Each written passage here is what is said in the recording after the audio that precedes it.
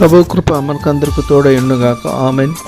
ఈరోజుకి ఏర్పాటు చేయబడిన వాక్య భాగము కీర్తనల గ్రంథము 105వ అధ్యాయం 4వ వచనం. యెహోవాను వెదుకుడి, ఆయన బలమును వెదుకుడి, ఆయన సన్నిధిని వెదుకుడి. అనుదినము మనము దేవుణ్ణి వెతకాలి. దేవుని శక్తి, దేవుని బలాన్ని నిత్యము వెతికే వారిలా ఉండాలి. ఆయన శక్తిని, ఆయన బలాన్ని మనము పొందుకునేంత వరకు వెతకాలి. ఆయన సన్నిధిని వెతకాలి. ఆదివారం ఆయన ఆలయానికి క్రమం తప్పకుండా వెళ్ళాలి. ఎన్ని పనులు ఉన్నా మనము వాటిని అన్నిటినీ ప్రక్కన పెట్టి ఆయన ఆలయానికి వెళ్ళాలి.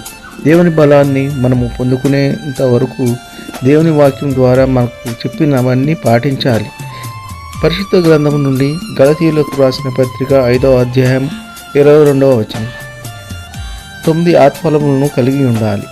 అవేవనగా ప్రేమ, సంతోషము, సమాధానము, దీర్ఘశాంతము, దయాళుత్వము, మంచితనము, విశ్వాసము, సాత్వికము, ఆశానిగ్రహము.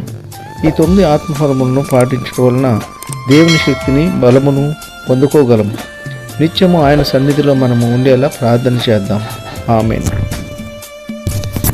ప్రార్థన. కృపా సత్య సంపూర్ణుడా, మీ ఘనమైన ఉన్నతమైన నామను బట్టి వేలాది వందనాలు స్తుతులు చెల్లించున్నాం తండ్రి.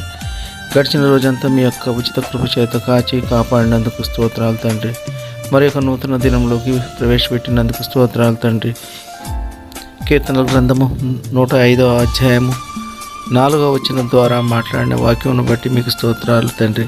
ప్రతిదినము మీ యొక్క శక్తిని, మీ యొక్క బలాన్ని, మీ యొక్క సన్నిధిని వెతికే వారిగా మేము ఉంటే అది మాకు ఎంతో మేలు, దీవెన, ఆశీర్వాదం తండ్రి.